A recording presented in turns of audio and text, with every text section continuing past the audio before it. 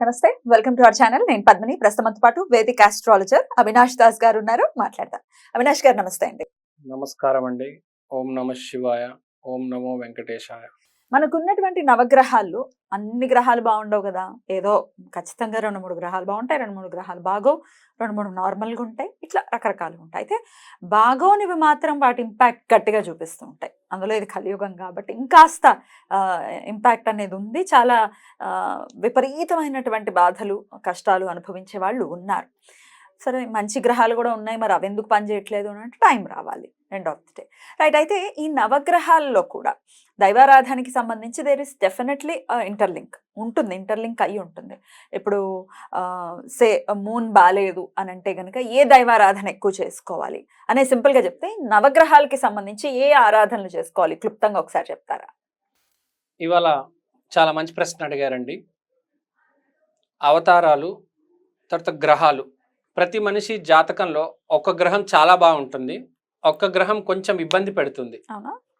మిగతావన్నీ నార్మల్ ఉంటాయి అనుకో. నార్మల్ ఉంటాయి. చాలా సింపుల్ ఎగ్జాంపుల్ చెప్తా. ఇప్పుడు జనరల్గా మీకే అర్థమైపోతుంది. ఇప్పుడు బేసిక్గా చెప్తాను మామూలుగా. ఇప్పుడు ఏ మనిషికైనా జన్మ జాతకం తీసుకుంటే నవగ్రహాల్లో డిగ్రీస్ ఉంటాయి. ఒక్కొక్క గ్రహం ఒక్కొక్క డిగ్రీ మీద ఉంటుంది. ఏ గ్రహం అయితే హైయెస్ట్ డిగ్రీ ఉంటుందో అది లైఫ్లో ఎంతో కొంతగా హెల్ప్ చేస్తుంది.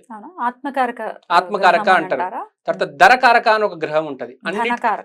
అన్నిటికన్నా తక్కువ డిగ్రీలు ఉన్న దాన్ని ధరకారక అంటారు. అంటే ఆ గ్రహమే మనీ ఇవ్వడానికి ఆస్కారం ఉంటుంది. ఆ గ్రహం ఇబ్బంది పెడుతుంది మనిషిని. ఏంటది? ఆత్మకారక హైయెస్ట్ డిగ్రీ ప్లానెట్ హెల్ప్ చేస్తుంది లైఫ్ లో. ధరకారక లోయెస్ట్ డిగ్రీ ప్లానెట్ కొంచెం ఇబ్బంది పెడుతుంది మనిషిని. సో లేకపోతే ఇది ఒక కాన్సెప్ట్. ఇంకోటి, మన జన్మజాతకంలో ఏదైనా గ్రహం అస్తమించుంటే, ఫర్ ఎగ్జాంపుల్ సూర్యుడు స్వాతి నక్షత్రంలోకి వెళ్ళిపోయాడు, ఇంకా అస్తమించడం అనేది జరుగుతుంది. తులాలో డెఫినెట్ గా నీచపడిపోతాడు. సో అలాంటి పరిస్థితి ఉన్నప్పుడు సూర్యుడే కాదు, ఇప్పుడు చంద్రుడు అస్తమించవచ్చు, ఏ గ్రహం అయినా అస్తమించవచ్చు. సో అలాంటప్పుడు మనం ఏం చేయాలి అంటే, బేసిక్గా ఇంకా మీరు జన్మ అంటే ఈ జన్మ వచ్చేసరి జన్మలోకి, కానీ ఆ గ్రహం ఏమో ఇబ్బంది పెడుతుంది, తప్పించుకోలేం కదా. ఈ సంసారాన్ని వదిలేసి ఏదో వేరే గ్యాలక్సీకి వెళ్ళలేం కదా. అట్లా వెళ్ళలేము. అలా అని ఈ శరీరాన్ని వదిలేయకూడదు కదా, అధర్మం అవుతుంది. అది అధర్మం. ఇక్కడే బట్టి తిరుగుతూ ఉండాలి ప్రేతమై కదా. సూసైడ్స్ అంటే చాలా మంది చూస్తున్నాం కదా. కష్టం వచ్చింది, కష్టం వస్తే వస్తుంది, కష్టం రాకుండా ఎందుకు ఉంటుంది? దానికి సూసైడ్ ఇస్ నాట్ సొల్యూషన్. బాధ అనిపిస్తుంది, అండ్ వాళ్ళ మీద జాలి కూడా పడరు కదా. ఏమంటే పిచ్చి పని చేయడం అని మళ్ళీ తిట్లు కూడా తినాల్సి వస్తుంది. సరే, ఓకే, రైట్. అయితే ఇలా ఏదో ఒక ఇబ్బంది అయితే ఉంటది. ఒక గ్రహం ఇబ్బంది పెడుతూ ఉంటది మనిషిని తెలియక. ఒక గ్రహం హెల్ప్ చేయడం జరుగుతుంది, ఒక గ్రహం ఇబ్బంది పెట్టడం జరుగుతుంది. అంటే నిజం ఏంటంటే, మనము ఆ గ్రహం పట్ల మనకు శ్రద్ధ లేదు. ఇప్పుడు ఫర్ ఎగ్జాంపుల్ ఒక మనిషి ఉన్నాడు, బుధుడు జాతకంలో చాలా బాగుంది అంటే ఏంటి? తెలివితేటలు బాగుంటాయి, కమ్యూనికేషన్ బాగుంటుంది, బాగా రాయగలుగుతారు, చదవగలుగుతారు, మంచిగా చదువులో బాగా సూపర్ ఉంటాడు మనిషి. అలాంటి అతనికి మెర్క్యూరీ బాగా హెల్ప్ చేస్తుంది. ఆ గవర్నమెంట్ ఎగ్జామ్స్ ఇవి అవి క్లియర్ అవుతాడు, జాబ్లు వస్తాయి, ఆర్థికంగా బాగా బాగా నైపుణ్యం, మంచి జీవితం బాగుంటుంది. సో కానీ అదే మనిషికి చాట్లో జన్మజాతకంలో గురువు నీచంగా ఉన్నాడు, అప్పుడు ఏంటి? సొసైటీలో రెస్పెక్ట్ ఉండదు. ఎంత చదువుకున్నా రెస్పెక్ట్ అనేది మాత్రం రాదు. చాలా మందికి చూస్తూ ఉంటాం. ఒకటి గుర్తు పెట్టుకోవాలి జీవితంలో, డబ్బు ఉంటే రెస్పెక్ట్ రాదు, కానీ రెస్పెక్ట్ ఉంటే డబ్బు వస్తుంది. సో ఇక్కడ ఏంటంటే, మనం జాతకం గురించి మాట్లాడుతున్నాం కదా. సో అతనికి బుధుడు చాలా బాగుంది, ఆర్థికంగా చాలా బాగున్నాడు, గారి గురువు నీచపడిపోయి ఉన్నాడు, ఎవరు రెస్పెక్ట్ ఇవ్వట్లేదు. సొంత అమ్మ నాన్న చీదరిస్తారు, అన్నా తమ్ముళ్ళు చీదరిస్తారు, భార్య అయితే అసలు లెక్క చేయదు, డబ్బులు ఉన్నాయి. ఇలాంటి కేసులు కుప్పల కోకొలలు. నాకు తెలిసి 100లో అసలు 50 పైన ఉంటాయి కనీసం. ఇలాంటివి ఎక్కువ ఉన్నాయి, ఎందుకంటే గురువు నీచబడి ఉన్నాడు. సో ఒక్కొక్క కేసులో ఒక్కొక్క ప్లానెట్ బాగుంటుంది, ఉచ్చ స్థితిలో ఉంటుంది, ఒక ప్లానెట్ ఏమో నీచబడిపోయి ఉంటాడు. ఉండకపోయినా కొంచెం ఇబ్బంది పెట్టే గ్రహం ఒకటి ఉంటుంది. అలాంటప్పుడు మనం ఏం చేయాలంటే, మన ఏ గ్రహం అయితే ఇబ్బంది పెడుతుందో దానికి తగ్గ దైవానికి ఆరాధన చేసుకోవాలి. ఇప్పుడు మనం నవగ్రహాలు వాటి అవతారాలు, వాటి గ్రహాల గురించి మాట్లాడదాం. సూర్యగ్రహాన్ని తీసుకుంటే సూర్యగ్రహ ఆరాధ్య దైవం రాముడు. సో మీకు జన్మజాతకంలో సూర్యుడు ఇబ్బంది పెడితే మీరు వంశకుడైన రాముడిని పూజించండి. అదే మీకు మీ జన్మజాతకంలో చంద్రుడు ఇబ్బంది పెడితే మీరు కృష్ణుణ్ణి ఆరాధించండి. ఇస్కాన్ టెంపుల్కి వెళ్ళండి, భక్తి కీర్తనలు చేసుకోండి. కృష్ణ ఆరాధన, హరే కృష్ణ హరే కృష్ణ హరే కృష్ణ కృష్ణ కృష్ణ హరే హరే. సో నెక్స్ట్ మీకు ఒకవేళ గురువు the king of the planets, ప్రతి మనిషి చేసుకోవాల్సిన పూజ ఇది. అంటే ఆరాధన చేయాలి దైవానికి. వామన అవతారం. ఆ ఉపాఖ్యానం కూడా చాలా చాలా బాగుంటుంది కదా. వామన అవతారం భాగవతంలో వస్తుంది. వామన అవతారం చాలా బాగుంటుంది. విష్ణుమూర్తి అవతారాల్లో వామన అవతారం అనేది గురుస్వరూపం. ప్రతి మనిషి తప్పక చేసుకోవాల్సిన ఆరాధన వామన అవతారం. వామన అవతారం కాళ్ళు పట్టుకుంటే చాలు, డైరెక్ట్ గురువు రూపం అతను. ఇక్కడ నుంచి గురు దత్తాత్రేయ, శ్రీపాద, శ్రీవల్లభ వచ్చింది, కానీ స్టార్టింగ్ ఎవరు? వామన అవతారం. వామన అవతారం గనక మనం పూజించుకుంటే జీవితం మారడం అనేది జరుగుతుంది. గుర్తుపెట్టుకోవాలి, లైఫ్ చేంజింగ్ మూమెంట్స్ ఉంటాయి. సో దీని తర్వాత రాహుకి వరాహ అవతారం. సో లైఫ్ లో కూడా అన్ఎక్స్పెక్టెడ్ స్ట్రక్చరల్ చేంజ్ అంటారు. రాహు అంటే స్ట్రక్చర్. సో ఫీమేల్ డైటీ అయితే దుర్గా తీసుకోవచ్చు, ఇక్కడ వరాహ అవతారం తీసుకుంటున్నాం కాబట్టి ఈ అవతారానికి గనక మనం ఆరాధన చేసుకుంటే స్ట్రక్చరల్ చేంజ్ రావడం జరుగుతుంది. లైఫ్ లో ఆర్థికంగా చాలా అడ్వాన్స్ అవుతారు. నమ్మకం అంటే ఇప్పుడు బిజినెస్ ఉంది, ఒక్క ఏరియాలోనే ఉంది కాదు, దేశం మొత్తం ఫ్రాంచైజీలు వచ్చేస్తాయి, స్ట్రక్చర్ మారుతుంది. సో ఇది రాహుగ్రహానికి సంబంధించిన పూజ. దీని తర్వాత వచ్చేది మనం బుధుడు 5వ నంబర్లో. బుధుడు విష్ణుమూర్తి, బుధ అవతారం, బుద్ధ భగవానుడు. సో బుద్ధ భగవాన్ ఆరాధన చేసుకుంటే చాలా మంచిది. అతనికి సంబంధించిన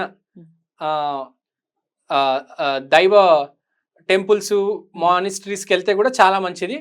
ఎవరికైనా బుద్ధ గ్రహం ప్రాబ్లం ఉందంటే అతను బుద్ధుణ్ణి ఆరాధన చేసుకుంటే చాలా మంచిది.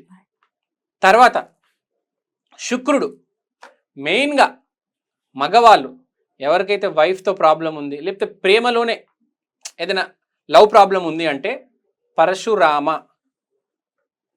అవతారం అత్యంత ఉత్తమమైన శుక్ర ఆరాధన, శుక్ర శక్తిని దీవించే అవతారం. సో పరశురాముణ్ణి ఆరాధించుకుంటే శుక్రుడికి సంబంధించిన ప్రాబ్లమ్స్ అన్ని క్లియర్ అవుతాయి. తర్వాత కేతు, జన్మ జాతకంలో కేతువు ప్రాబ్లం ఉంటే విష్ణుమూర్తికి సంబంధించిన మత్స్య అవతారాన్ని పూజించాలి.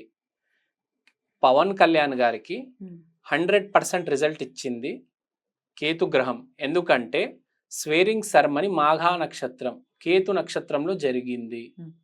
అంటే 100% రిజల్ట్ ఇవ్వగలిగే ఏకైక గ్రహం కేతు గ్రహం. గుర్తుపెట్టుకోవాలి. మీరు 100 కోట్లకు టార్గెట్ పెట్టారు, 100కి 100 కోట్లు కరెక్ట్ ఇస్తాడు, తను ఒక్క రూపాయి తగ్గించాడు.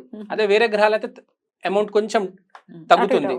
కేతు మాత్రం 100కి 100%. మీరు కోరుకున్నాడా అక్కడక్కడ తెంచేసి వెళ్ళిపోతాడు, లేకపోతే మొత్తం 100కి 100%. పవన్ కళ్యాణ్కి ఇచ్చినట్టు 21కి 20, 2కి 2 సీట్లు. So perfect result, 100% result Ketu గ్రహం ఇస్తుంది. అందుకనే నేను ప్రతి మనిషికి చెప్తుంటా, కేతు గ్రహం స్పిరిచువల్ గ్రహం. మీ జన్మజాతకంలో కేతు గనక నిజంగా బాగున్నా, కొంచెం నార్మల్గా యావరేజ్గా ఉన్నా కూడా ఆ కేతు గ్రహానికి సంబంధించిన జెమ్ స్టోన్ వేసుకోవాలి. మామూలుగా కాదు, కేతు జెమ్ స్టోన్ అనేది చాలా హెల్ప్ చేస్తుంది. తర్వాత సాటర్న్, శని గ్రహం, మనందరం భయపడే గ్రహం. డెఫినెట్లీ, కానీ అక్కర్లేదు, మనం ధర్మంగా ఉంటే ఆయన ఏమి ఇబ్బంది పెట్టరు. బాగా చెప్పారు. మనం కర్మ కరెక్ట్ గా ఉంటే అతను ఇబ్బంది పెట్టడు. శనికి సంబంధించిన దైవం కూర్మ అవతారం, టార్టైస్. సో బ్యాలెన్స్, శని అంటే బేసిక్ గా బ్యాలెన్స్. సో మన జీవితాన్ని ఒకటి బ్యాలెన్స్, ఇంకోటి కష్టం. చాలా కష్టపడ్డారు కదా కూర్మావతారంలో విష్ణుమూర్తి. అవును, అంత పెద్ద మందర పర్వతాన్ని మోయటం అంటే మోయేశారు. మాటలా? మందార పర్వతం మోసారంటే it's not a joke. Not joke. So దాన్ని బట్టి మీరు అర్థం చేసుకోవాలి, కష్టం మనిషి అనేది నిజంగా 100% కష్టపడితే రిజల్ట్ వచ్చేస్తుంది. నేను కష్టపడకుండా నాన్ స్టాప్ కష్టపడితే భూమి మీద ఎవరైనా, నేను కావచ్చు ఎవరైనా కావచ్చు, 100% రిజల్ట్ వస్తుంది. అన్ని గ్రహాలు డ్యామేజ్ అయిపోయినా ఈ శని గ్రహం హార్డ్ వర్క్, ఈ శని గ్రహం పైకి తీసుకెళ్లే మినిమం గ్యారంటీ అయితే ఉంటుంది శనికి. నేను కోట్లలో అయితే వెళ్తారు అని చెప్పాను, ఎందుకంటే కోట్లలో వెళ్ళాలి అంటే శనితో పాటు గురువు అనుగ్రహం ఉండాలి. కానీ మినిమం మీ ఇల్లు నడుస్తుంది, రెంట్ కట్టగలుగుతారు, ఇంట్లో సరుకులు వస్తాయి, పిల్లలు స్కూల్కి వెళ్తారు, అన్ని కరెక్ట్ గా చూసుకునేది శని గ్రహం. కూర్మవతారానికి ఎవరికైతే శని ప్రాబ్లం ఉందో వాళ్ళు పూజ చేసుకోవాలండి. చివరికి మార్స్ అంటే ఎట్ ప్రెసెంట్ ఏమైనా మార్చాలి అంటే ప్రారబ్ధం వేరు, ఇప్పుడు క్రియమాన్ కర్మ, ఇప్పుడు చేసుకునే కర్మలు వేరు, ఇప్పటికిప్పుడు మార్చాలి. పవన్ కళ్యాణ్కి జాతకంలో లేదు, ఫస్ట్ టైం చూశారు కదా ఓడిపోయాడు, కానీ తన సొంతంగా ఈ జన్మలోనే తన కర్మ వల్ల సాధించగలిగాడు. రిజల్ట్ ఇచ్చింది కేతువు, కుజవత్ కేతువు అంటారు, కానీ కష్టమంతా పెట్టింది మన మార్స్. అందుకని అతను ఆంజనేయ స్వామిని నమ్ముకున్నాడు. మార్స్ అంటే ఆంజనేయ స్వామి, లేకపోతే మార్స్ అంటే మీరు నరసింహ అవతారాన్ని కూడా పూజించవచ్చు. సో ఇప్పటికిప్పుడు అన్ని మార్చేయాలి. దానికి మీరు 100% సిద్ధంగా ఉన్నారు అంటే, if you are ready to give your 100% whole heartedly and you can change the situation, అలాంటి వాళ్ళు ఆంజనేయ స్వామికి నరసింహ అవతారానికి పూజించండి. అందుకనే యాదగిరి గుట్ట అంత ఫేమస్. సో ఇట్లా నవగ్రహాలకి సంబంధించి దశావతారాల్లో ఉన్నటువంటి అవతారాలని చక్కగా రిలేట్ చేస్తూ డెఫినెట్ గా దశావతారాలని పూజించుకోవటం మనం అందరికీ తెలిసిందే. అయితే అవతారాలు వచ్చినటువంటి విధానం కూడా ఒక్కసారి వింటే కూడా తత్ఫలితం వస్తుంది అనుకోవచ్చా?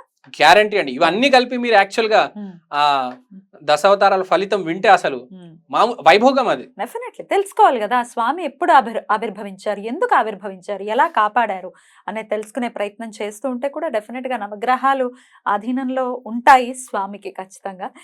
దశావతారాలతో రిలేట్ చేస్తూ చెప్పడం చాలా బాగుంది, ఆరాధన కూడా చాలా బాగుంటుంది. అలాగే ఈ అవతారాలకి సంబంధించిన క్షేత్రాలు కూడా ఉన్నాయి, కూర్మ క్షేత్రం అనుకోవచ్చు, లేకపోతే మత్స్య నరసింహస్వామికి ఎన్నో క్షేత్రాలు ఉన్నాయి. దర్శనం చేసుకుని ఆయా గ్రహాలకి సంబంధించిన అనుగ్రహం మన వాళ్ళు పొందాలని మనస్ఫూర్తిగా కోరుకుంటూ చక్కటి కాన్సెప్ట్ తెలియజేశారు. కృతజ్ఞతలండి. నమస్తే.